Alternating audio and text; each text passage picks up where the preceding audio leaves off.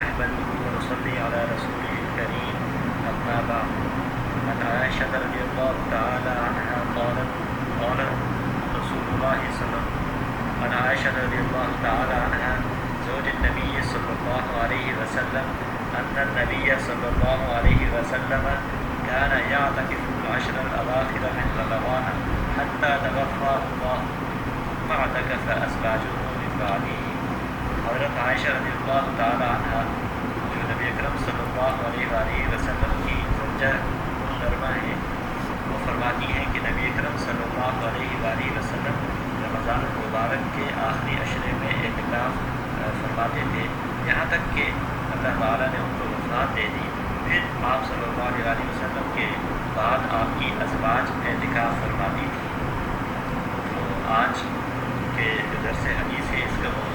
اعتکاف کے فضائل اور اس سے متعلق بعض مسائل ہیں۔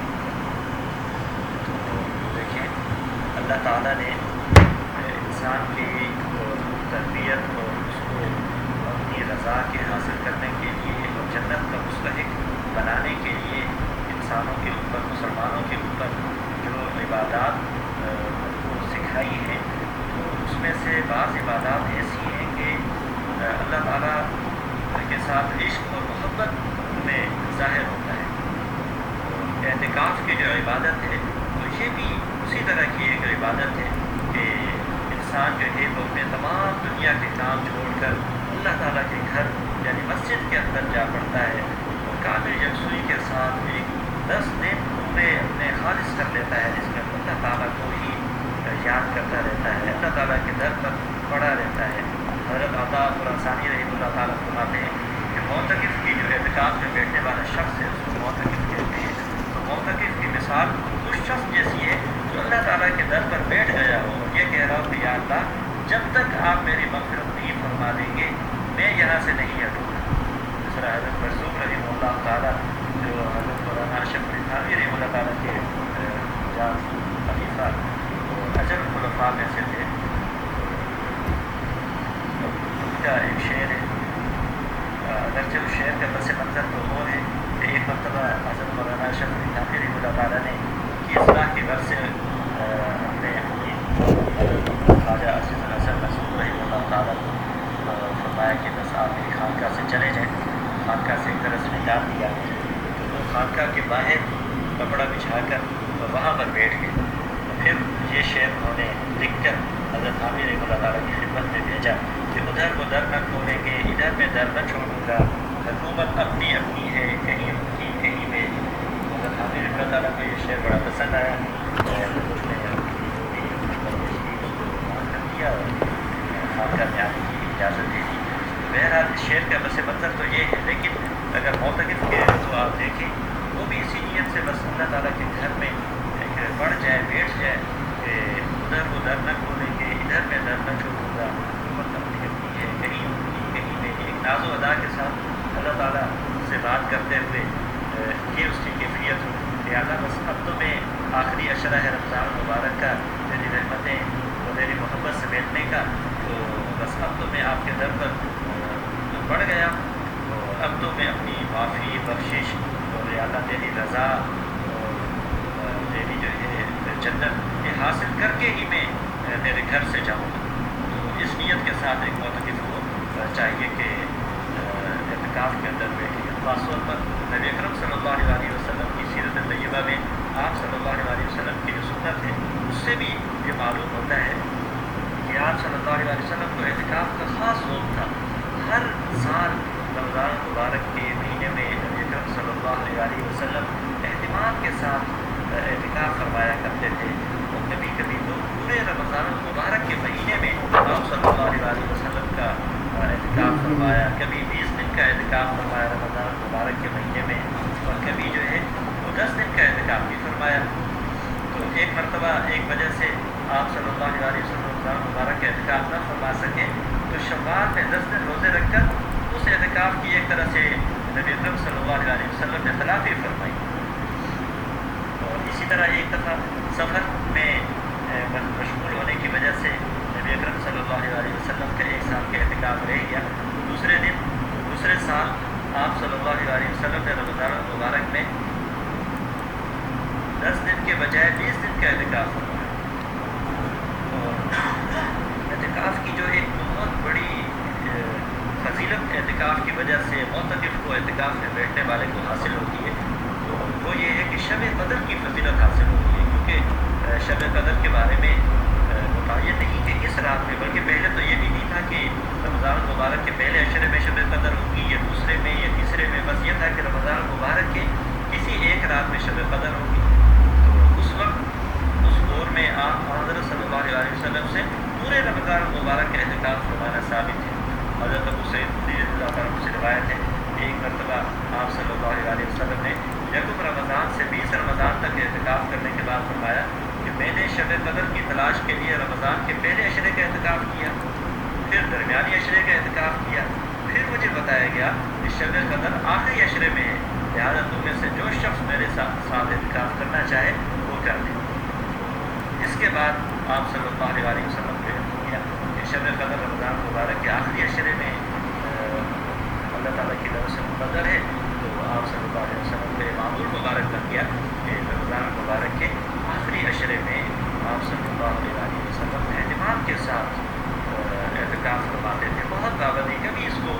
ترک نہیں فرمایا نبی اکرم صلی اللہ علیہ وسلم نے. اور خود احادیث سے جو اعتکاف ہے اس کے بہت ساری فضیلتیں بھی ہمیں معلوم ہوتی ہیں. کہ ایک تو سب سے بڑی فضیلت تو یہی کہ خود نبی اکرم صلی اللہ علیہ وسلم کی سنت مبارکہ ہے، اور سنت بھی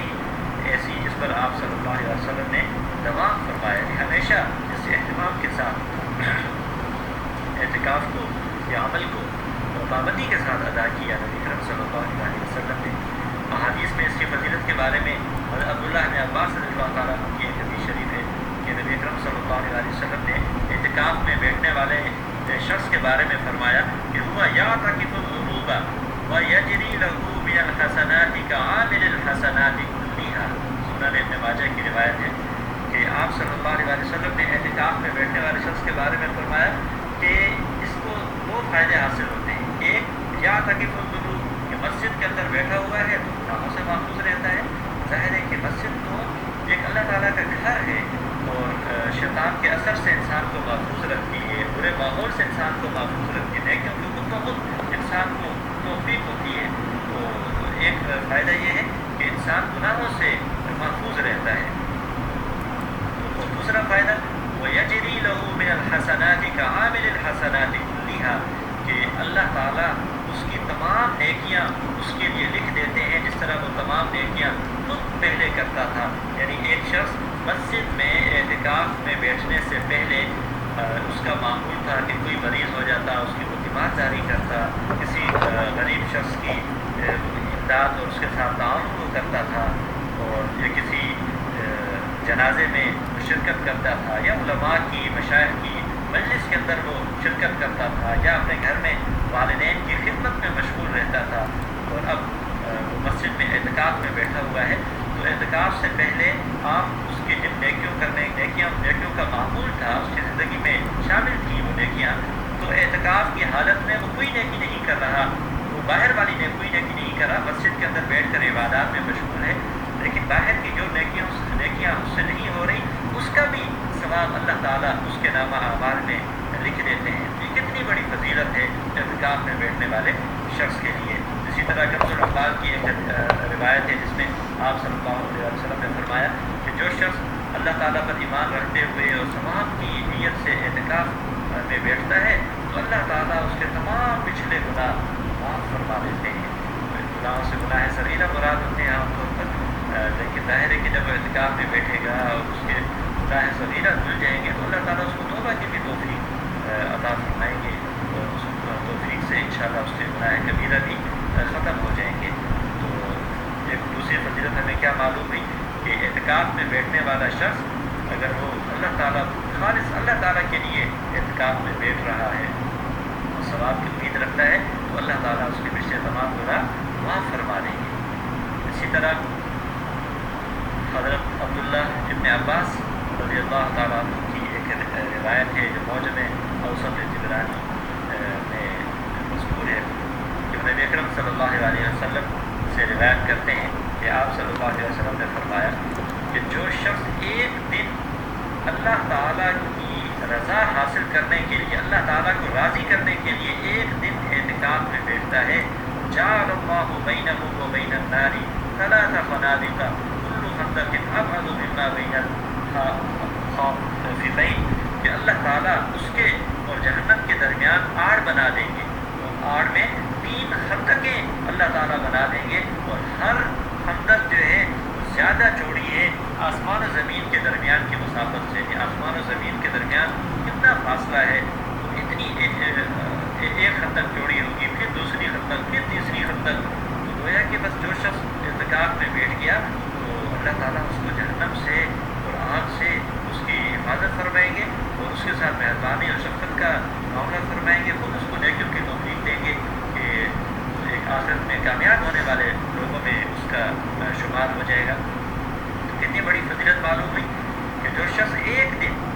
دیکھیں صرف ایک دن کے اعتکاف کی یہ فضیلت ہے، اور جو اعتکاف مصنون رمضان المبارک کے آخری عشرے میں 10 دن کا جو اعتکاف ہوتا ہے، اس کی فضیلت خود ہی ایک انسان اندازہ لگا سکتا ہے کہ اللہ تعالیٰ اس کی کتنی زیادہ فضیلت عطا فرمائیں گے۔ جب ایک دن کی فضیلت حدیث شریف میں یہ آ رہی ہے کہ اللہ تعالیٰ اعتکاف کرنے والے اور جہنم کے درمیان 3 خندقوں کو آڑ بنا دیں گے، ہر خندق آسمان و زمین کے درمیانی مسافت اس سے زیادہ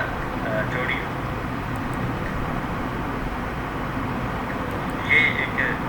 اعتکاف کی فضائل ہے جو حدیث میں معلوم ہوئے، بلکہ ایک اور فضیلت بھی امام بہقی رحمہ اللہ تعالیٰ نے شعب الایمان میں ذکر کی ہے حدیث شریف کے حوالے سے۔ نبی اکرم صلی اللہ علیہ وسلم نے فرمایا کہ من اعتکف عشرا فی رمضان کحجتین و عمرتین، کہ جو شخص رمضان المبارک کے 10 دن اعتکاف میں بیٹھے گا، جو شخص رمضان المبارک کے 10 دن اعتکاف میں بیٹھے گا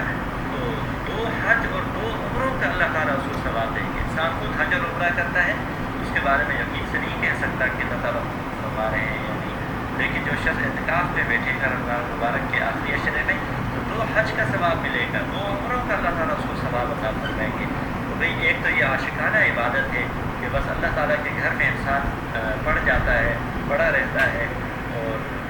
اپنے آپ کو اللہ تعالیٰ کے ایک طرح سے حوالے کر دیتا ہے، اور دوسرے حدیث سے ہمیں اتنے زیادہ فضائل معلوم ہوئے، تو ہمیں چاہیے کہ ہم ان فضائل سے اپنے آپ کو محروم نہ کریں۔ جس شخص کو اللہ تعالیٰ توفیق دے ان حالات میں بھی اس کے لیے اگر اجازت ملتی ہے کسی مسجد میں اعتکاف میں بیٹھنے کی، تو مردوں کے لیے تو ضروری ہے کہ وہ مسجد میں ہی اعتکاف میں بیٹھیں گے، جس طرح آگے مسائل میں آئے گا، اور اس مسجد میں جس میں 5 نمازیں ہو رہی ہوں یا کم از کم اعتکاف کے دنوں میں 5 نمازیں ہو جائیں تو اس مسجد میں وہ اعتکاف میں بیٹھ سکتے ہیں۔ خواتین اپنے گھر کی مسجد میں، جس کی وضاحت آگے آئے گی اعتکاف کے مسائل میں، تو جس شخص کو بھی اس کی توفیق حاصل ہو جائے تو اس کو چاہیے کہ وہ اپنے آپ کو ان تمام فضائل سے محروم نہ کرے۔ پھر یہ تو ایک خاص اعتکاف کے فضائل ہوں گے، اور خود اعتکاف کے اندر انسان جب مسجد کے اندر بیٹھتا ہے تو اس کو مسجد کے وہ فضائل، تمام فضائل حاصل ہو جاتے ہیں جو احادیث میں اس شخص کے بارے میں آئے ہیں جس کا دل مسجد کے ساتھ لگا رہتا ہے، جو مسجد کا ایک کھونٹا بنا رہتا ہے، اور اپنے آپ کو مسجد میں بٹھائے رکھتا ہے، ایک نماز سے دوسری نماز کے درمیان، یعنی ایک نماز سے فارغ ہونے کے بعد دوسری نماز کے انتظار میں مسجد میں بیٹھا رہتا ہے، تو اس کے لیے جو فضائل ہیں وہ سارے فضائل اس کو حاصل ہو جاتے ہیں۔ دوسرے ایک حدیث شریف میں ارشاد ہے کہ کچھ لوگ جو ہے، تو حدیث شریف میں آتا ہے کہ کچھ لوگ مسجدوں کے لیے میخ بن جاتے ہیں، یعنی ہر وقت مسجد میں بیٹھے رہتے ہیں، تو ایسے لوگوں کے فرشتے ان کے ساتھی بن جاتے ہیں، ان کے ہم نشین فرشتے بن جاتے ہیں۔ ان للمسجد اوتادا الملائکۃ جلساؤہم، کہ مساجد کے وہ میخ ہوتے ہیں۔ آپ نے دیکھا ہوگا اللہ تعالیٰ بعض لوگوں کو توفیق دیتے ہیں کہ وہ بس ان کو دیکھ کر انسان کا ذہن میں مسجد کا تصور آتا ہے کہ بھئی یہ تو مسجد میں ہی شخص نظر آتا ہے، نہ کہیں بازار میں نظر آتا ہے، اور نہ کہیں دکان پہ بیٹھا ہوا ایک مجلس لگائے ہوئے نظر آتا ہے، گھر سے بھی زیادہ اس کا وقت بس مسجد میں گزرتا ہے، تو یہ مسجد کی ایک میخ ہے۔ تو ایسے لوگوں کے بارے میں حدیث شریف میں کیا آیا کہ الملائکۃ جلساؤہم، کہ فرشتے وہ ان کے ساتھی بن جاتے ہیں، اور فرشتوں کا جو ساتھ ہوتا ہے تو پھر ان غابوا یفقدوہم، کہ اگر یہ لوگ کبھی مسجد سے غائب ہو جائیں تو فرشتے ان کو ڈھونڈتے ہیں اور اسی طرح اگر یہ بیمار پڑ جائیں تو فرشتے ان کی عیادت کرتے ہیں. وَإِنْ كَانُوا فِي حَاجَةٍ أَعَانُوهُمْ. اسی طرح اگر یہ لوگ کسی ضرورت میں پڑ جائیں, ان کو کوئی مسئلہ پیش آ جائے تو فرشتے ان کی مدد کرتے ہیں. تو جو اعتکاف میں بیٹھنے والا شخص ہے وہ اس فضیلت کو بھی اور اس حدیث شریف میں جو خوشخبری ہے اس کو بھی حاصل کر لیتا ہے کہ وہ مسجد کا 10 دن کے لیے, کم از کم 10 دن کے لیے تو مسجد کی میخ بن جاتا ہے. تو انشاءاللہ جب یہ 10 دن مسجد کی میخ بن جائے گا اور مسجد کا کھونٹا بن جائے گا اور مسجد میں ایک اپنے آپ کو ڈالے رکھے گا, مسجد میں اپنے آپ کو رکھے گا, تو انشاءاللہ پورے سال فرشتے اس کے جلساء بن جائیں گے, اس کے ساتھی بن جائیں گے. تو اسی طرح ایک اور حدیث شریف سنن ابن ماجہ کی حضرت ابو ہریرہ رضی اللہ تعالیٰ عنہ سے مروی ہے کہ آپ نبی اکرم صلی اللہ علیہ وسلم نے فرمایا کہ ما توطن رجل مسلم المساجد للصلاة والذکر الا تبشبش اللہ له كما يتبشبش اہل الغائب بغائبهم اذا قدم علیہم. کہ جو شخص بھی مسلمان شخص وہ مسجد کو نماز و ذکر کے لیے اپنا گھر بنا لیتا ہے تو اللہ تعالیٰ اس سے ایسے خوش ہوتے ہیں جس میں سے جس طرح کے جس خاندان کا, جس گھر کا کوئی گمشدہ شخص واپس آ جائے اور اس کے گھر والے خوش ہوتے ہیں.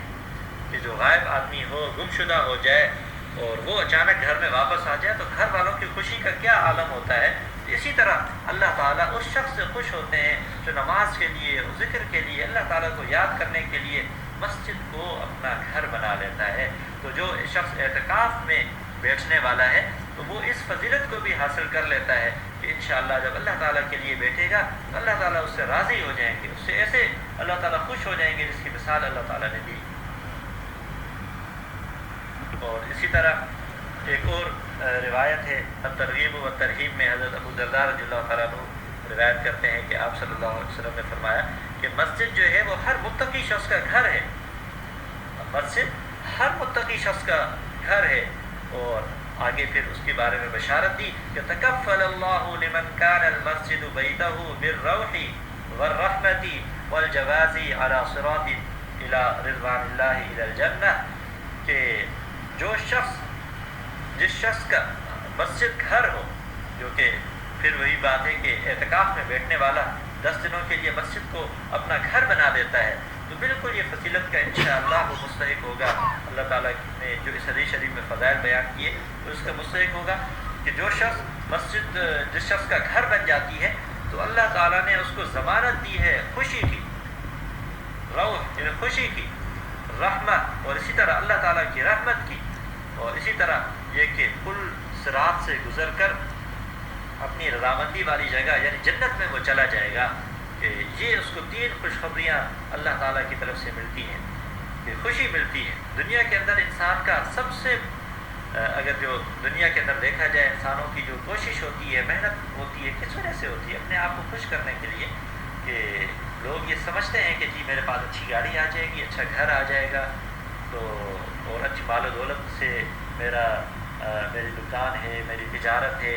یا میرا بینک بیلنس ہے, میرا اکاؤنٹ ہے وہ بھر جائے گا, تو اس سے میں بہت خوش ہو جاؤں گا. تو ظاہر ہے کہ یہ انسان اپنے آپ کو خود سمجھ نہیں پایا. انسان کو ان چیزوں سے خوشی حاصل نہیں ہوتی. یہ تو ضرورت کی چیزیں ہیں, اصل تو خوشی ہوتی ہے وہ تو دل کی خوشی ہوتی ہے.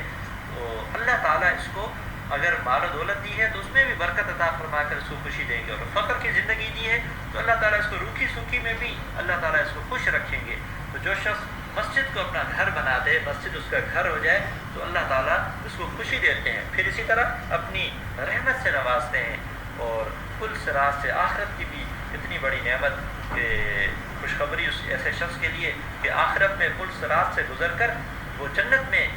چلا جائے گا. اس کو پل صراط کے اندر کوئی اس کو مشکل نہیں ہوگی, بلکہ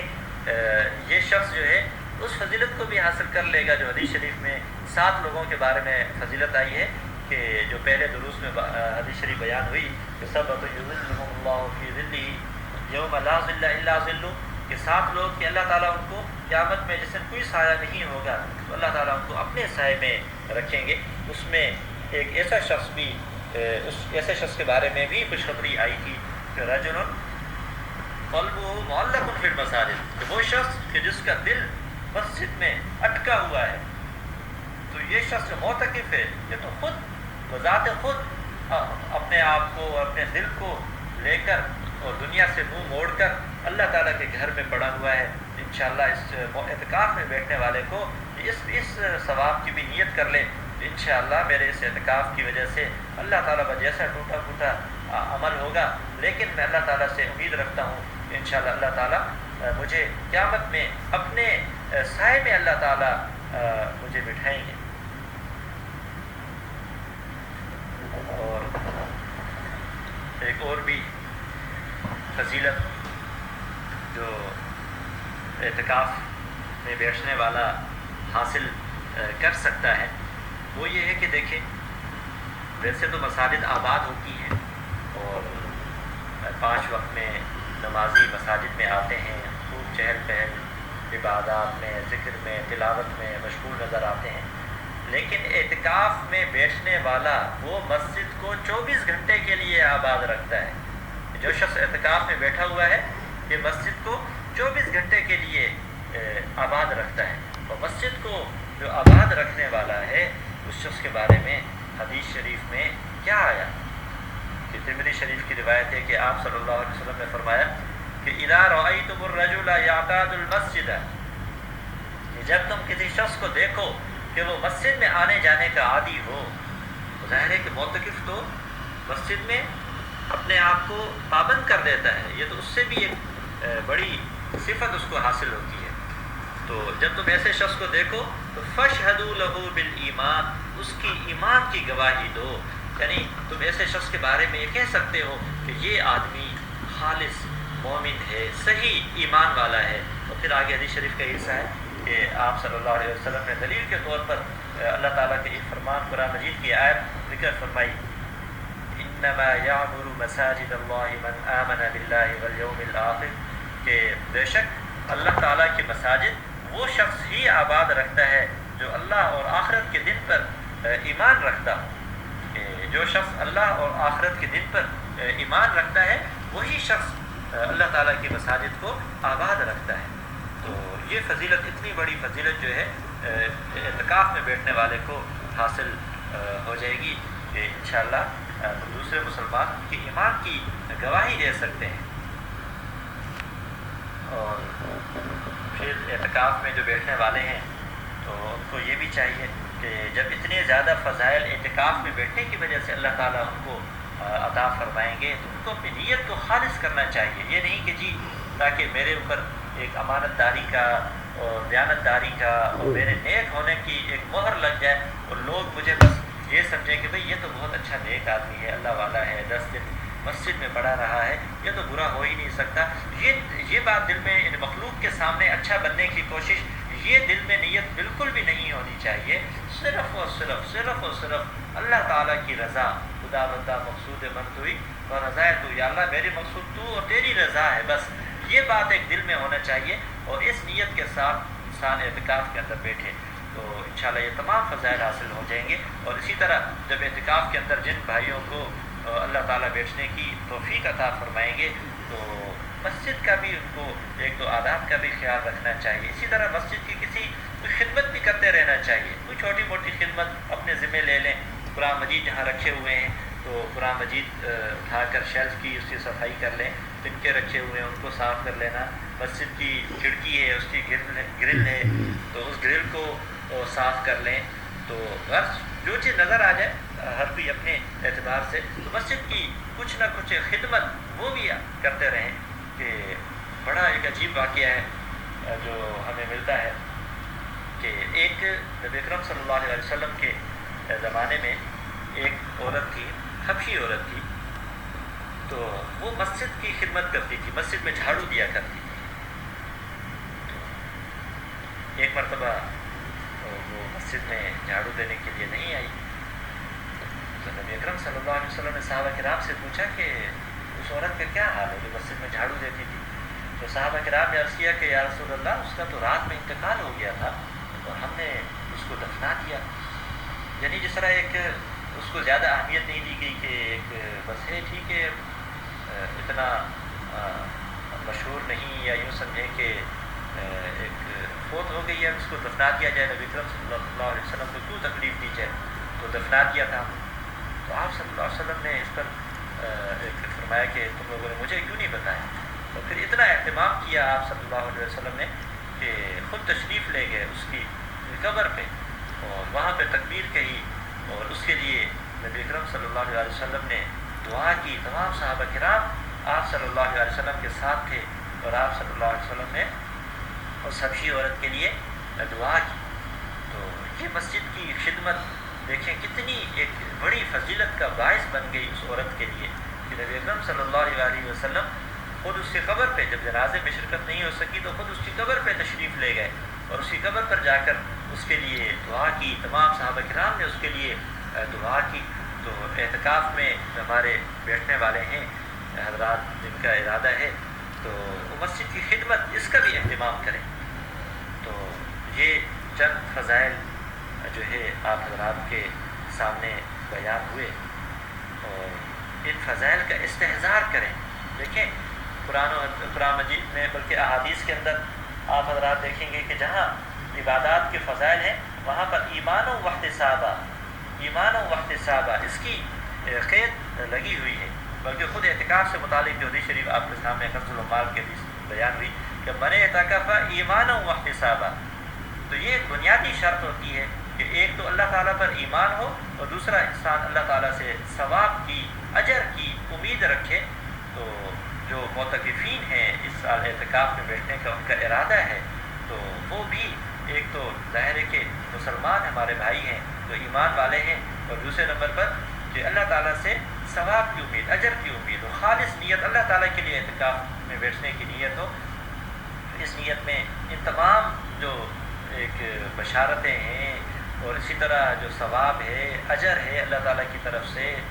تو اس کو سمیٹنے کی نیت سے اپنے آپ کو اعتکاف میں مسجد میں بٹھائیں۔ اور سب سے بڑی جو فضیلت ہے وہ تو شب قدر کی فضیلت ہے کہ ایک طرح سے جو اعتکاف میں بیٹھنے والا شخص ہے تو تقریباً 100% یقینی طور پر شب قدر کی جو فضیلت ہے اس کو وہ حاصل کرنے والا بن جاتا ہے۔ کیونکہ جو شخص اعتکاف میں نہیں بیٹھا تو ظاہر ہے کہ وہ جتنا بھی کوشش کرے کبھی گھر کے کاموں میں مشغول ہو جائے گا، کبھی کسی سے بات چیت کرنے میں، دنیاوی امور میں سو جائے گا، کھانے پینے میں مشغول رہے گا۔ تو یہ جو اعتکاف میں بیٹھنے والا شخص ہے اگر یہ سو بھی رہا ہے تب بھی عبادت ہے، کھانا کھا رہا ہے پی رہا ہے تب بھی یہ اس کی عبادت ہے۔ کیوں؟ اس وجہ سے کہ وہ تو عبادت کے لیے مسجد کے اندر بیٹھ گیا، اب اپنی ضرورت کا کوئی کام کر رہا ہے تو وہ بھی اللہ تعالیٰ کے نزدیک اس کی عبادت شمار ہوگی۔ تو معتکف کا ایک ایک منٹ، ایک ایک لمحہ اللہ تعالیٰ کی عبادت میں گزرتا ہے۔ تو شب قدر کے جو فضائل ہیں تو ان تمام فضائل کو معتکف شخص یقینی طور پر 100% طور پر اعتکاف میں بیٹھنے والا شخص اس کو حاصل کر لیتا ہے۔ یہ کتنی بڑی ہو، جس طرح حدیث پہلے شروع میں بیان ہوئی کہ نبی اکرم صلی اللہ علیہ وسلم کا اعتکاف میں بیٹھنے کا ایک بڑا مقصد وہ شب قدر کی فضیلت کو حاصل کرنا، یہ احادیث کی روشنی میں معلوم ہوتا ہے۔ تو اعتکاف میں بیٹھنے والا اتنے زیادہ فضائل جو احادیث میں بیان ہوئے، پھر جو مسجد کے ساتھ ملازمت ہے، مسجد میں مطلب ایک عادی ہونا، مسجد کا ایکیل بن جانا اور مسجد کو اپنا گھر بنا دینا، اور یہ ساری فضیلتیں وہ بھی اس کو حاصل ہوں گی۔ اور جو سب سے بڑی فضیلت بیان ہوئی کہ شب قدر کے جو فضائل ہیں، ایک رات کی جو عبادت ہے وہ 1000 راتوں کی عبادت سے افضل اس کے لیے ہو جائے گی۔ تو وہ معتکف کو 100% یہ ایک فضیلت اس کو حاصل ہو جاتی ہے۔ تو یہ چند فضائل کے اعتکاف سے متعلق جو آپ حضرات کے سامنے بیان ہوئے۔ تو اب یہ ہے کہ اعتکاف کے کچھ مسائل وہ بھی آج کے اس درس میں شامل کر لیتے ہیں تاکہ یہ تمام حضرات کو معلوم ہو جائے۔ کل اعتکاف میں بیٹھنے کا موقع ہے تو سب حضرات کو معلوم ہونے چاہیے۔ تو اعتکاف کی حقیقت جو ہے وہ اللہ تعالیٰ کا قرب اور ثواب حاصل کرنے کے لیے مسجد میں ایک انسان جب ٹھہرتا ہے، رہ جاتا ہے، اس کو اعتکاف کہتے ہیں۔ پھر اعتکاف کی 3 قسمیں ہوتی ہیں، ایک واجب ہے، سنت ہے، نفل ہے۔ واجب اعتکاف جو انسان نظر مانے کسی بات پر کہ یا اللہ میرا فلاں کام ہو جائے تو میں 1 دن 3 دن 10 دن کے لیے میں اعتکاف میں بیٹھوں گا تو یہ واجب ہو جاتا ہے۔ اور دوسرا سنت اعتکاف ہے۔ سنت اعتکاف رمضان المبارک کا جو آخری عشرہ ہے، تو اس آخری عشرے میں 20 رمضان المبارک کے سورج غروب ہونے سے پہلے وہ مسجد میں بیٹھ جائے اور پھر عید کے چاند نظر آنے تک مسجد میں بیٹھا رہے۔ یہ جو 9 یا 10 دن کا اعتکاف ہے، آخری عشرے کا جو اعتکاف ہوگا، تو یہ سنت اعتکاف ہے۔ اور تیسرا نفل اعتکاف ہوتا ہے کہ انسان جو ہے جب بھی مسجد میں جائے اعتکاف کی نیت کر لے تو انشاءاللہ اس کو ایک اعتکاف کے فضائل حاصل ہو جائیں گے۔ اسی طرح رمضان المبارک میں بھی انسان جو ہے جب سنت اعتکاف نہ کر سکے تو بھی اس کو نفلی اعتکاف میں بیٹھ سکتا ہے، پورا دن 1 دن طے کر لے کے کہ انشاءاللہ میری نیت ہے کہ میں صبح سے شام تک مسجد میں اعتکاف کی نیت سے بیٹھوں گا، ایک رات طے کر لے۔ خاص طور پر اگر کسی شخص کو 10 دن کے اعتکاف کی توفیق اگر نہیں ہو رہی یا اس کی کچھ ایسی مجبوریاں اور ضرورتیں ہیں تو وہ طاق راتیں جس میں شب قدر ہونے کا امکان بہت زیادہ ہوتا ہے، ان طاق راتوں میں تو کم از کم مسجد کے اندر بیٹھ جائے، اعتکاف کرے۔ جو ایک موجودہ دور اور وبا پھیلی ہوئی ہے اس میں جو احتیاطیں ہیں ان تمام چیزوں کو ملحوظ رکھتے ہوئے وہ مسجد میں بیٹھ سکتا ہے، اعتکاف وہ کر لے تو انشاءاللہ اعتکاف کی اس کو بھی جو اعتکاف ہے اس کی فضیلت اللہ تعالیٰ عطا فرما دیں گے۔ 1 دن کے اعتکاف کے جو فضائل بیان ہوئے، کتنے زیادہ 1 دن کے اعتکاف کے فضائل حدیث شریف کے اندر آئے کہ اللہ تعالیٰ اس کے اور جہنم کے درمیان 3 خندقیں کاٹ دیں گے، اس کی 3 خندقوں کی آڑ بنا دیں گے اور ہر خندق زمین و آسمان کے درمیانی مسافت سے زیادہ ہوگی۔ تو یہ نفلی اعتکاف کی ہی فضیلت ہے۔ تو ایک انسان اگر مسنون اعتکاف، سب سے اعلیٰ تو مسنون اعتکاف ہے، لیکن اگر اس کو کسی مجبوری کی وجہ سے نہیں رکھ پا رہا یا کوئی پابندی کی وجہ سے نہیں رکھ پا رہا تو ایسی صورت میں نفلی اعتکاف کا رمضان المبارک میں اور اس کے بعد بھی، اور خاص طور پر رمضان المبارک میں اور پھر آخری عشرے میں اور پھر آخری عشرے کی طاق راتوں میں خوب نفلی اعتکاف جتنی اللہ تعالیٰ توفیق دے۔ 10 منٹ کی توفیق مل جاتی ہے، 10 منٹ کے لیے اعتکاف کی نیت کر کے بیٹھ جائے۔ اگر آدھے گھنٹے کی، 1 گھنٹے کی، 6 گھنٹے کی، 1 دن کی، 1 دن رات کی، 2-3 جیسے روزہ لگا لے مسجد میں، 3 دن اور 3 راتیں اللہ تعالیٰ کے راستے میں مسجد میں بیٹھ جائے اعتکاف کے لیے تو انشاءاللہ ان فضیلتوں کو وہ حاصل کرنے والا بن جائے گا۔ اللہ تعالیٰ کی رحمت محدود تو نہیں ہے، اللہ تعالیٰ رحمت حق بہانہ جویت بہا نمی جویت کہ اللہ تعالیٰ کی جو رحمت ہے وہ تو بہانہ ڈھونڈتی ہے، وہ بہا نمی جویت کہ بہت زیادہ مقدار کے اندر انسان کے اعمال، تو وہ ضروری نہیں کہ صرف وہی اللہ تعالیٰ کی رحمت کو کھینچیں، بلکہ کبھی کوئی چھوٹا عمل ایک نیتی کے ساتھ اور اخلاص کے لیے انسان جب اللہ تعالیٰ کے لیے کرتا ہے تو وہ بھی بہانہ بن جاتے ہیں اللہ تعالیٰ کی رحمت کو کھینچنے کے۔ تو نفلی اعتکاف کا بھی خوب اہتمام کرنا چاہیے۔ تو یہ اعتکاف کی 3 قسمیں ہو گئی۔ بہرحال آج کے جو ہم مسائل بیان کریں گے تو اس میں مسنون جو اعتکاف ہے تو اس کے مسائل بیان ہوں گے جو رمضان مبارک کے آخری عشرے کا اعتکاف ہوتا ہے۔ تو سب سے پہلے تو اس کی حیثیت آپ سمجھ لیں کہ یہ جو مسنون اعتکاف ہے یہ سنت مؤکدہ ہے، اور لیکن سنت مؤکدہ علی الکفایہ۔ کیا مطلب ہے؟ یعنی اگر ایک مسجد جس میں 5 وقت کی نماز ہو رہی ہے کسی محلے کے اندر ہے تو اس محلے کے جو نمازی ہیں، محلے والے ہیں، تمام مسلمان، ان میں سے اگر کوئی ایک مسلمان مسجد میں اعتکاف کے لیے بیٹھ جاتا ہے تو یہ سنت گویا تمام محلے والوں کی طرف سے ادا ہو جائے گی۔ لیکن اگر ایک شخص بھی مسجد میں اعتکاف میں نہیں بیٹھتا تو پھر تمام محلے والے، سارے محلے والے وہ سنت مؤکدہ کو چھوڑنے والے شمار ہوں گے اور گناہگار ہوں گے۔ تو یہ محلے والوں کی ذمہ داری ہے کہ وہ فکر کریں اس بات کا کہ کیا کوئی مسجد میں اعتکاف میں بیٹھ رہا ہے۔ ایسے نہ ہو کہ اعتکاف کا وقت نکل جائے اور پھر ان کو معلوم ہو کہ جی کسی شخص کا ارادہ ہی نہیں تھا، ہر ایک دوسرے کے اوپر تکیہ کرتا رہا کہ شاید کوئی اور بیٹھ جائے گا اور وہ اعتکاف میں نہیں بیٹھا۔ تو ایسے نہیں کرنا چاہیے، بلکہ محلے والوں کو ترغیب چلانا چاہیے، شوق دلانا چاہیے۔ تو ذرا سا شوق دلا جائے، یہ تو ایسی چیز ہے کہ ہمارے مسلمان جو ہے وہ غفلت میں ہوتے ہیں اور یہ ہماری کمی ہوتی ہے کہ ہم ان کو یہ فضائل نہیں بتاتے، اور اگر ان کو فضائل بتائے جائیں، ترغیب دی جائے تو ایک بڑی تعداد مسجد میں جگہ کم پڑ جائے، اتنی تعداد اعتکاف کے لیے تیار ہو سکتی ہے۔ تو یہ تو بہت بعید ہے کسی بھی محلے کے مسلمانوں سے کہ کوئی ایک شخص بھی مسجد میں بیٹھنے کے لیے تیار نہ ہو۔ تو اس وجہ سے ذرا سی فکر کریں گے تو انشاءاللہ تمام محلے والے گناہ سے بچ جائیں گے، سنت مؤکدہ کو چھوڑنے کے گناہ سے بچ جائیں گے، ان کی حفاظت ہوگی۔ تو یہ محلے والوں کی ذمہ داری ہے کہ ان کی مسجد میں کم از کم ایک شخص جو ہے وہ اعتکاف میں بیٹھے۔ اور پھر اس کے بعد جو آپ نے ایک پہلا کام یہ کرنا ہے کہ جس مسجد میں آپ کا اعتکاف میں بیٹھنے کا ارادہ ہے اس کی حدود کو متعین کر لیں، کیونکہ اس بات کو سمجھ لیں کہ مسجد جس رقبے کے اوپر نظر آتی ہے، مسجد کی جو چار دیواری ہے، عام طور پر اس چار دیواری میں دو زمین ہوتی ہے، دو طرح کی زمین ہوتی ہے۔ ایک تو زمین وہ جو وقف کرنے والے نے خاص مسجد کے لیے وقف کر دی، جس میں لوگ نمازیں پڑھتے ہیں، اور دوسری وہ جگہ ہوتی ہے جس میں جو واقف ہے زمین کو مسجد کے لیے وقف کرنے والا، تو اس نے اس میں مسجد کی نیت نہیں کی، وہ مسجد کی ضروریات کے لیے وقف ہوتی ہے، جس سے جوتے رکھنے کی جگہ ہو گئی، وضو خانہ ہو گیا، اور اسی طرح بعض مرتبہ امام کا جو کمرہ ہوتا ہے امام صاحب کا، تو وہ بھی مسجد کا حصہ نہیں ہوتا، مؤذن کا کمرہ وہ بھی مسجد کا حصہ نہیں ہوتا، یا کسی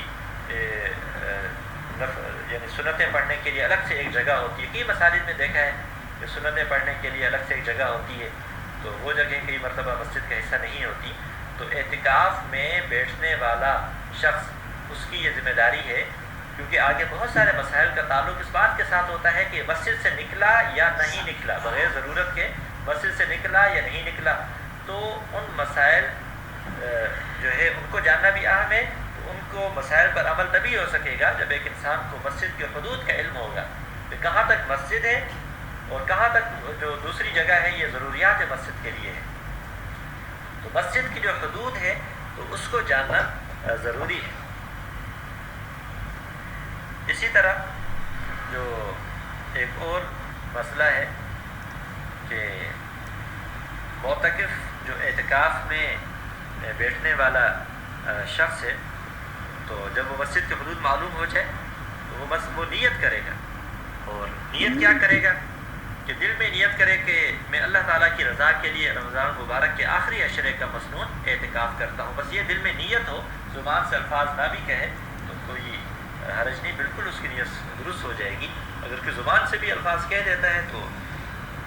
وہ بھی درست ہے، لیکن اصل دل کی نیت ہے کہ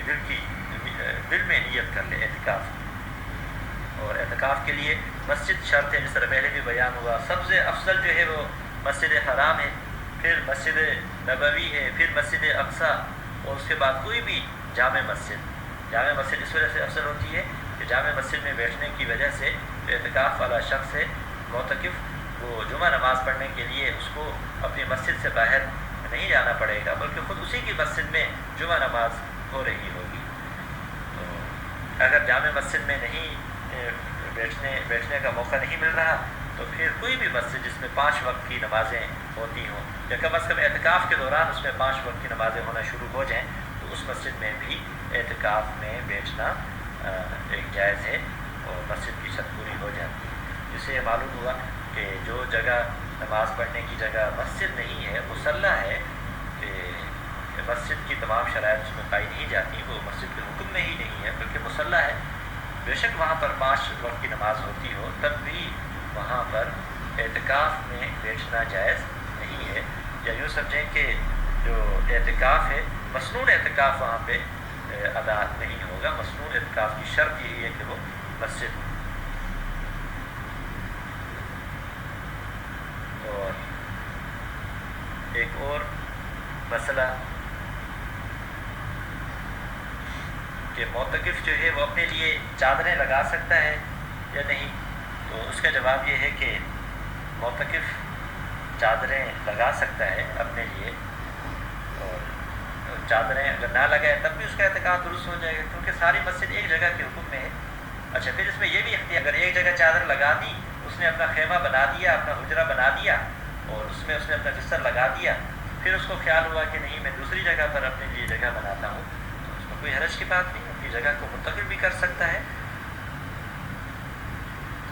یہ ایک کچھ بنیادی چیزیں تھیں۔ اب یہ باتیں سمجھ لیں کہ اعتکاف کس چیز سے ٹوٹتا ہے اور کن چیزوں سے اعتکاف انسان کا نہیں ٹوٹتا، تو اس کو اچھے طریقے سے سمجھ لیں۔ اچھا، یہ بات بھی ذہن میں رکھیں کہ جو بھی یہ مسائل بیان ہو رہے ہیں یہ مردوں کے لیے بھی ہیں اور خواتین، بلکہ اس زمانے میں جو وبا کا ایک دورانیہ ہے مساجد میں تو زیادہ اجازت نہیں ملے گی، تو یہ تو میں سمجھتا ہوں کہ خواتین کے اعتکاف کرنے کے ایک طرح سے سال ہے کہ خواتین بڑی تعداد میں اعتکاف کے اندر بیٹھیں، اور مرد حضرات کو چاہیے کہ وہ خواتین کو اجازت دیں اعتکاف میں بیٹھنے کی، اور خواتین مسجد میں تو اعتکاف میں نہیں بیٹھیں گی، خواتین اپنے گھر کی مسجد میں اعتکاف میں بیٹھیں گی، اور خواتین کے لیے جو گھر کی مسجد ہے وہ کون سی جگہ ہے؟ وہ جگہ ہے جو نماز کے لیے انہوں نے خاص کر دی، کمرہ جو نماز پڑھنے کے لیے انہوں نے خاص کر دیا ہو۔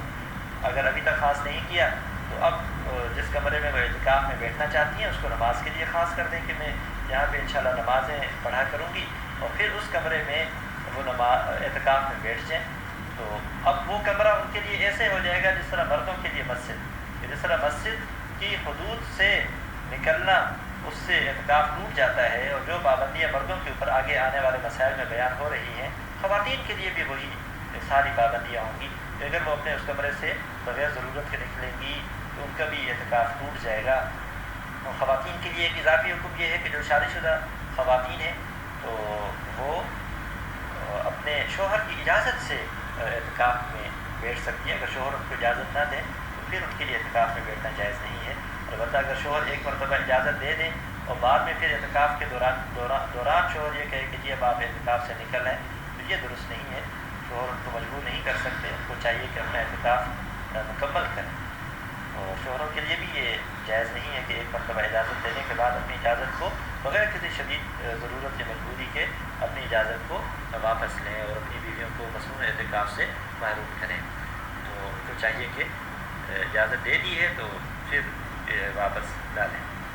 اب یہ چند چیزوں کا بیان ہے جن سے اعتکاف ٹوٹ جاتا ہے۔ تو سب سے جو بنیادی بات ہے وہ یہی ہے کہ اس اعتکاف کے پورے دورانیے میں معتکف کے لیے شرعاً یہ لازم ہے کہ مسجد کی حدود میں رہے۔ اگر کسی شرعی عذر کے بغیر طبی حاجت کے بغیر وہ مسجد سے نکل جائے گا، چاہے وہ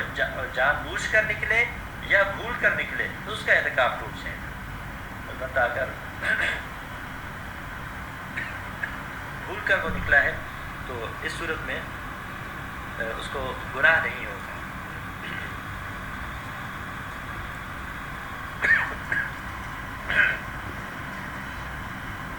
ایک اور مسئلہ کہ اعتکاف کرنے والا اگر طبی حاجت کے لیے قضاء حاجت کے لیے نکلے اور وہاں جا کر اس کو معلوم ہو کہ بیت الخلاء مصروف ہے تو وہ وہاں انتظار کر سکتا ہے۔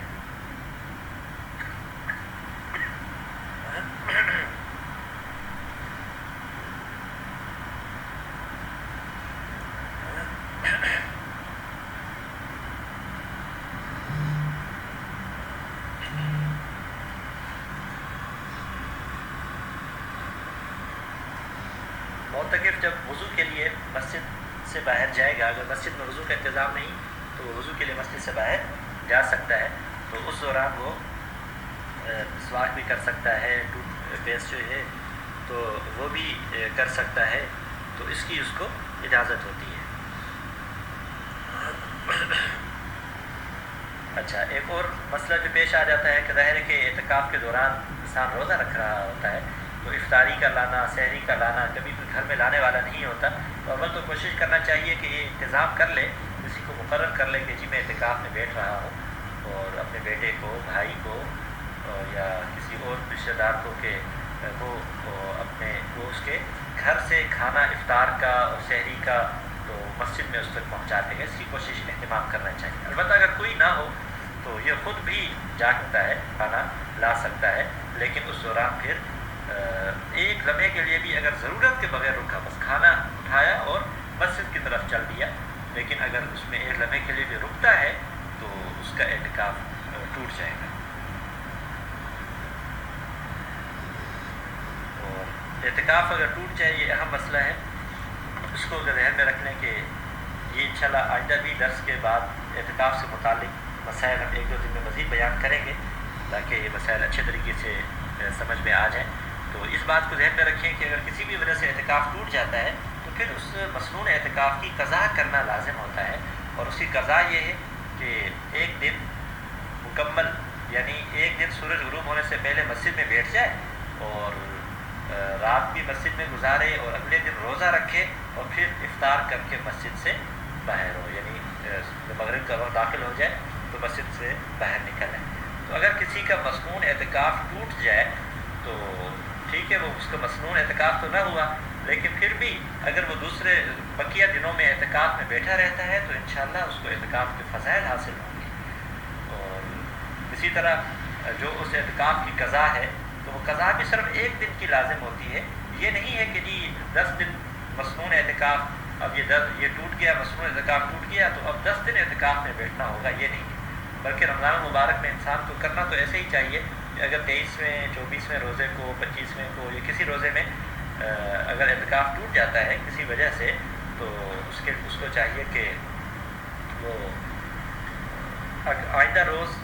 اعتکاف کی نیت سے مسجد میں بیٹھ جائے تو اس کا اعتکاف بھی رمضان المبارک میں اعتکاف کی فضیلت پہ حاصل ہو جائے گی، اور جو مصنون اعتکاف ٹوٹا ہے اس کی قضا بھی ہو جائے گی۔ اور اسی طرح پھر جس طرح پہلے بھی بات بیان ہوئی کہ اگر مصنون اعتکاف ٹوٹ بھی جائے تو دل برداشتہ نہیں ہونا چاہیے، اور اللہ تعالیٰ کی رحمت سے امید رکھتے ہوئے جتنے بقیہ دن مزید جتنا وقت وہ نفلی اعتکاف کی نیت سے مسجد میں گزارے گا تو انشاءاللہ العزیز مصنون جو اعتکاف ہے اس کے جو فضائل ہیں، اس سے یہ شخص بھی انشاءاللہ جس نے اپنی پوری کوشش کی، کہیں غلطی سے بھول چوک سے اعتکاف مصنون ٹوٹ گیا یا مجبوری کی وجہ سے، تو اس کے بعد بھی اگر یہ نفلی اعتکاف میں بیٹھتا ہے تو انشاءاللہ العزیز یہ مصنون اعتکاف کے فضائل سے محروم نہیں ہوگا۔ بس یہ اعتکاف کے فضائل تفصیل کے ساتھ بیان ہوئے اور اعتکاف کے کچھ مسائل بھی بیان ہوئے، تو بلکہ اسی طرح جو خواتین ہیں ان کے بھی کچھ مسائل رہ گئے، تو ابھی یاد آئے میں اس کو بھی کچھ بیان کر دیتا ہوں کہ خواتین کے لیے جس طرح بیان ہوا کہ ان کے گھر کی جو مسجد ہے وہ ایسا ہی ہے جس طرح مردوں کے لیے جو مسجد ہوتی ہے، تو خواتین اپنے گھر کی مسجد میں اعتکاف میں بیٹھیں گی۔ اگر گھر میں کوئی جگہ مسجد کے لیے خاص نہیں ہے تو اب خاص کر دیں کسی کمرے کو اور پھر اس کو متعین کر دیں اعتکاف کے لیے۔ تو اب اگر ان کے لیے بھی یہی حکم ہوگا کہ بغیر کسی شدید ضرورت کے اگر وہ اپنے کمرے سے باہر نکلتی ہیں تو ان کا اعتکاف مصنون اعتکاف ٹوٹ جائے گا، البتہ ظاہر ہے کہ تبھی ضرورت کے لیے وہ جا سکتی ہیں۔ اسی طرح اگر کھانا لانے والا کوئی نہیں ہے تو افطاری کے وقت کچن میں باورچی خانہ میں جا کر اپنا کھانا لا سکتی ہیں، سحری میں اپنا کھانا لا سکتی ہیں۔ پانی یعنی کوشش تو یہ کریں کہ گھر کا کوئی اور فرد یہ خدمت سر انجام دے، البتہ اگر کوئی اور فرد نہ ہو یا کسی کو مشکل ہوتی ہو یا کوئی اس کے لیے تیار نہ ہو تو اس کو ایک رکاوٹ نہیں سمجھنا چاہیے اعتکاف میں بیٹھنے کی، بلکہ خواتین کو چاہیے کہ اعتکاف میں بیٹھ جائیں اور ان ضروریات کے لیے بس جلدی سے جا کر اپنی ضرورت پوری کر کے کھانا لا کر اور پھر اس کمرے میں جہاں پر وہ اعتکاف میں بیٹھی ہوئی ہیں اس کمرے میں کھانا لے آئیں اور وہیں پر ہی کھانا کھائیں۔ یہ نہیں ہے کہ کچن میں ڈائننگ ٹیبل ہے وہاں پر بیٹھ کر کھانا کھائیں، تو اس سے ان کا اعتکاف ٹوٹ جائے گا۔ اسی طرح خواتین کے لیے ایک اور مسئلہ بھی ہے کہ اگر ان کے ایام شروع ہو جاتے ہیں تو اس سے بھی کیونکہ اعتکاف میں روزہ رکھنا مصنون اعتکاف کی بھی ایک بنیادی شرط ہے، اور ایام شروع ہو جائیں تو روزہ رکھنا جائز نہیں ہوتا، روزہ رکھ سکتی ہیں، تو اس سے بھی ان کا مصنون اعتکاف ٹوٹ جائے گا۔ اور پھر ان کے لیے بھی یہی حکم ہوگا کہ بعد میں کسی ایک دن روزہ رکھ کر، جس طرح میں نے تفصیل بتائی مردوں کے لیے اعتکاف کی قضا کی، تو خواتین بھی اسی طرح اعتکاف کی قضا کریں۔ اعتکاف کے دوران جو مرد اور خواتین دونوں کے لیے یہ حکم ہے کہ غیر ضروری باتوں سے اجتناب کریں، دنیاوی باتیں اس سے اجتناب کریں۔ اسی طرح موبائل فون کا استعمال تو کر سکتے ہیں لیکن اس کو ضرورت کی حد تک محدود رکھیں، غیر ضروری تفصیلی بات چیت اس سے اجتناب کریں۔ بس ضرورت کی بات کر لی اور پھر اس کے بعد کسی نیک کام میں مشغول ہو گئے یا آرام کر لیا، کمر سیدھی کر لی، اور یا پھر ذکر میں، قرآن مجید کی تلاوت میں۔ رمضان مبارک کا مہینہ تو ہے ہی، قرآن مجید کی تلاوت کا مہینہ ہے، اس میں خوب مشغول ہونا چاہیے، اور کسی بھی زیادہ گپ شپ میں، فضول باتوں میں، یعنی گناہ کی باتیں تو بہت دور کی بات ہے، اس کا تو سوال ہی نہیں پیدا ہوتا، اس میں تو معتکف انشاءاللہ خود ہی ان سے دور رہے گا، لیکن جو ایک اور فضولیات ہوتی ہیں ان سے بھی اپنے آپ کو بچائیں۔ اسی طرح جو مسجد میں اعتکاف میں بیٹھنے والا ہے اس کے لیے اس بات کا بھی خیال رکھنا ضروری ہے کہ وہ مسجد کے اندر کوئی جس طرح اخبار تصویر والا اخبار ہے یا جس اخباروں میں جھوٹی سچی سب خبریں ہوتی ہیں، تو ان چیزوں کو بھی مسجد میں لانے سے احتیاط کریں۔ اور ایک اور بہت اہم بات مسجد میں اعتکاف میں بیٹھنے والے حضرات کے لیے کہ ان کو یہ چاہیے کہ اس بات کا خوب اہتمام کریں کہ ان کے کسی عمل سے دوسرے جو معتکفین اعتکاف میں بیٹھنے والے ہیں ان کو تکلیف نہیں پہنچنا چاہیے، کہ یعنی ایسے نہ ہو کہ تکلیف کس طرح پہنچتی ہے، وہ اس طرح کے دوسرے معتکف یا کوئی ایک بھی معتکف وہ اگر سو رہا ہے آرام کر رہا ہے اور یہاں پر اگر بلند آواز میں کوئی تلاوت کسی معتکف نے شروع کر دی یا فون کے اوپر اس نے بلند آواز میں باتیں شروع کر دیں، دوسرا جو اعتکاف والا ہے اس نے اپنا ایک ٹائم ٹیبل بنایا ہوا ہے، نظم الاوقات بنایا ہوا ہے، تو وہ شدید متاثر ہوگا۔ یہ اسی طرح اس ایک سونے کا وقت ہے، اکثر معتکفین سوئے ہوئے ہیں اور جو عام جو بتی ہوتی ہے ٹیوب لائٹ ہے تو وہ اس نے جلا دی، بلب جلا دیا جس سے روشنی ہوگی، زیادہ روشنی ہوگی تو اس سے بھی ایک تکلیف ہو سکتی ہے۔ تو ان چیزوں سے بھی اعتکاف کرنے والا اس کو خوب ایک احتیاط کرنا چاہیے، اس کے کسی قول و عمل سے کسی کو بھی اذیت نہ ہو، کہ ایسے نہ ہو کہ یہ تو ثواب لینے کے لیے اللہ تعالیٰ کے گھر میں پڑا ہوا ہے اور ایک گناہ لے کر جائے۔ تو بس یہ چند فضائل اور مسائل تھے اعتکاف سے متعلق جو بیان ہوئے، اعتکاف کی ایک بنیادی فضیلتیں آپ حضرات کے سامنے بیان ہوئی، تو میں پھر اس کا خلاصہ بیان کر دیتا ہوں جو فضائل بیان ہوئے۔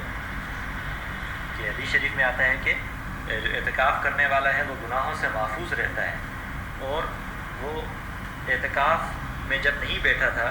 مسجد سے باہر اس کی عام روٹین میں جو جن نیکیوں کا معمول تھا، جس طرح کسی مریض کی عیادت، جنازے میں شرکت، غرباء کی امداد، علماء کی مجالس میں شرکت، والدین کی خدمت، اب اعتکاف میں بیٹھنے کی وجہ سے وہ یہ نیکیاں نہیں کر پا رہا، تب بھی یہ تمام کی تمام نیکیاں اس کے نامہ اعمال میں لکھی جائیں گی۔ اور دوسری حدیث شریف سے ہمیں معلوم ہوتا ہے کہ اعتکاف میں بیٹھنے والا شخص اس کے تمام پچھلے گناہ اللہ تعالیٰ معاف فرما لیتے ہیں۔ ایک اور حدیث شریف سے کہ اعتکاف میں بیٹھنے والا شخص جو ہے ایک دن جو اعتکاف میں بیٹھتا ہے تو اس کے اور جہنم کے درمیان 3 خندقیں اللہ تعالیٰ آڑ بنا دیتے ہیں، اور ہر خندق آسمان اور زمین کے درمیانی مسافت سے زیادہ ہے۔ اور اسی طرح ایک اور حدیث شریف میں کہ ایک رمضان مبارک میں 10 دن کا جو مصنون اعتکاف ہے اس کی فضیلت بیان ہوئی کہ 2 حج اور 2 عمرے کرنے کی فضیلتیں اس کو حاصل ہوں گی۔ اسی طرح اعتکاف کی وجہ سے جو انسان مسجد میں پڑا رہتا ہے تو مسجد کی جو فضائل ہیں وہ بھی سارے تفصیل سے درس کے شروع میں بیان ہوئے کہ تمام فضائل کو یہ شخص جو ہے وہ حاصل کر لیتا ہے۔ بس میں تو یہ کہوں گا کہ جس شخص کو اعتکاف کی فضیلت اللہ تعالیٰ نے دے دی ہے تو ایک تو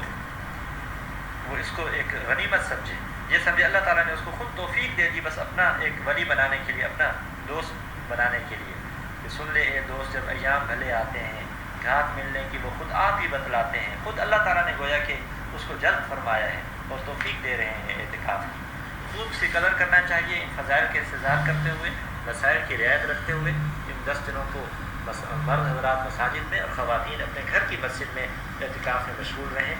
اور اللہ تعالیٰ ہماری اعتکاف کی نیتوں کو اور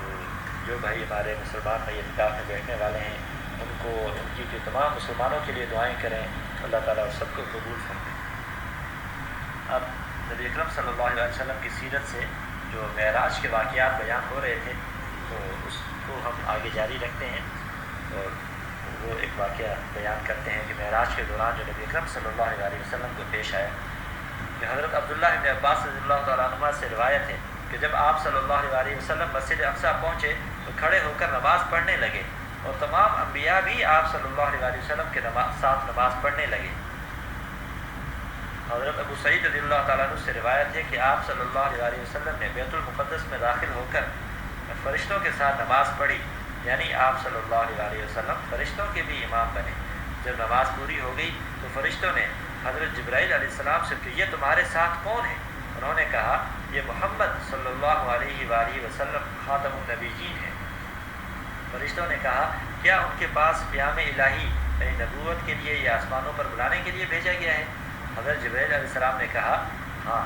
فرشتوں نے کہا اللہ تعالیٰ ان پر سلامتی نازل فرمائے، آپ صلی اللہ علیہ وسلم بہت اچھے بھائی اور بہت اچھے خلیفہ ہیں، یعنی اللہ تعالیٰ کے بہت اچھے خلیفہ ہیں. پھر آپ صلی اللہ علیہ وسلم کی انبیاء علیہ السلام کی ارواح سے ملاقات ہوئی اور ان سب نے اللہ تعالیٰ کی حمد و ثنا بیان کی. حضرت ابراہیم علیہ السلام نے اس طرح تقریر فرمائی، تمام تعریفیں اس اللہ تعالیٰ کے لیے ہیں جس نے مجھے خلیل بنایا، مجھے ملک عظیم عطا فرمایا، مجھے لوگوں کا رہنما اور اپنا فرما بردار بنایا کہ لوگ میری اقتدا کرتے ہیں، مجھے نمرود کی آگ سے نجات دی اور اسے میرے حق میں ٹھنڈا اور سلامتی والا بنایا. پھر حضرت موسیٰ علیہ السلام نے اللہ تعالیٰ کی تعریف بیان کرتے ہوئے یہ تقریر فرمائی، تمام تعریفیں اس اللہ تعالیٰ کے لیے ہیں جس نے مجھ سے کلام خاص فرمایا اور مجھے اپنا منتخب بنایا، مجھ پر توریت نازل فرمائی، میرے ہاتھ پر فرعون کی ہلاکت اور بنی اسرائیل کی نجات ظاہر فرمائی اور میری امت کو ایسی قوم بنایا جو حق کی طرف رہنمائی کرتی ہے اور حق کے ساتھ عدل کرتی ہے. پھر حضرت داؤد علیہ السلام نے اپنے رب کی تعریف کرتے ہوئے یہ تقریر فرمائی، سب تعریفیں اللہ تعالیٰ کے لیے ہیں جس نے مجھے ایک بڑا ملک عطا فرمایا، مجھے زبور کا علم دیا، میرے لیے لوہے کو نرم کیا، میرے لیے پہاڑوں اور پرندوں کو مسخر کیا کہ وہ میرے ساتھ تسبیح کرتے تھے، مجھے حکمت اور بہترین تقریر عنایت فرمائی. پھر حضرت سلیمان علیہ السلام نے اپنے رب کی حمد و ثنا کے بعد تقریر فرمائی کہ ساری تعریفیں اللہ تعالیٰ کے لیے ہیں جس نے میرے لیے ہوا اور جنات کو مسخر کیا کہ جو چیز میں چاہتا تھا، یعنی عالیشان عمارات، مجسم تصاویر جو شریعت میں جائز تھی، وہ جنات بنا دیتے تھے. مجھے پرندوں کی زبان کے علم دیا اور اپنے فضل سے مجھے ہر قسم کی چیز عطا فرمائی. میرے لیے انسان، جنات اور پرندوں کے لشکر مسخر کیے، مجھے ایسی سلطنت عطا کی کہ میرے بعد کسی کو ایسی سلطنت نہ ملے گی، اور میرے لیے ایسی پاکیزہ سلطنت تجویز کی کہ اس کے متعلق مجھ سے کچھ حساب نہ ہوگا. پھر حضرت عیسیٰ علیہ السلام نے اپنے رب کی تعریف کرتے ہوئے یہ تقریر فرمائی کہ تمام تعریفیں اس اللہ تعالیٰ کے لیے ہیں جس نے مجھے اپنا کلمہ بنایا، مجھے آدم علیہ السلام کے مشابہ بنایا کہ انہیں مٹی سے بنا کر کہا تھا تو زندہ ہو جا اور وہ زندہ ہو گئے تھے. اسی طرح مجھے بغیر باپ کے محض اپنے فرمان سے پیدا کیا، مجھے لکھنا سکھایا، مجھے حکمت سکھائی، مجھے تورات و انجیل کا علم دیا، مجھے ایسا بنایا کہ میں مٹی سے پرندے کی شکل کا ڈھانچہ بنا کر اس میں پھونک مار دیتا تو وہ خدا تعالیٰ کے حکم سے پرندہ بن جاتا تھا، زندہ پرندہ بن جاتا تھا. مجھے ایسا بنایا کہ میں خدا کے حکم سے پیدائشی اندھے اور برس والے کو تندرست کر دیتا تھا، مردوں کو زندہ کر دیتا تھا. مجھے پاک صاف رکھا، مجھے اور میری والدہ کو شیطان مردود سے پناہ دی، بس ہم پر شیطان کا کوئی قابو نہیں چلتا تھا. پھر آپ صلی اللہ علیہ وسلم نے اپنے رب کی تعریف بیان کرتے ہوئے فرمایا، تم سب نے اپنے رب کی تعریف کی، میں بھی اپنے رب کی تعریف کرتا ہوں. ساری تعریفیں اللہ تعالیٰ کے لیے ہیں جس نے مجھے رحمت للعالمین اور تمام لوگوں کے لیے بشیر و نذیر، یعنی جہنم سے ڈرانے والا اور جنت کی خوشخبری سنانے والا بنا کر بھیجا. مجھ پر فرقان یعنی قرآن مجید نازل کیا جس میں ہر ضروری دینی بات کا بیان ہے، واضح طور پر ہو یا اشارتاً. میری امت کو بہترین امت بنایا جسے لوگوں کے نفع کے لیے پیدا کیا گیا ہے، اور میری امت کو انصاف والی امت بنایا. میری امت کو ایسا بنایا کہ وہ اول بھی ہیں یعنی مرتبے میں اور آخر بھی ہیں یعنی زمانے میں. میرے سینے کو کشادہ بنایا اور میرا بوجھ ہلکا کیا، میرے ذکر کو بلند فرمایا اور مجھے سب کی ابتدا اور سب کی انتہا بنایا، یعنی سب سے پہلے میرے نور کو پیدا کیا گیا اور سب سے آخر میں مجھے بھیجا گیا. آپ صلی اللہ علیہ وسلم کی تقریر سن کر حضرت ابراہیم علیہ السلام نے سب کو مخاطب کر کے فرمایا، بس انہی کمالات کے سبب محمد صلی اللہ علیہ وآلہ وسلم تم سے بڑھ گئے ہیں. بس اسی کے ساتھ ہی ہم آج کی مجلس کا اختتام کرتے ہیں. آج کی مجلس کا زیادہ حصہ اعتکاف کے فضائل اور مسائل کے اوپر مشتمل تھا، اور اس کے بعد معراج کے کچھ واقعات بیان ہوئے. اللہ تعالیٰ جو کچھ ہم نے سنا اور اللہ تعالیٰ نے کہنے کی توفیق عطا فرمائی، تو اللہ تعالیٰ اخلاص کے ساتھ ہمیں اس پر عمل کرنے کی توفیق عطا فرمائے اور اس کو قبول فرمائے. وآخر دعوانا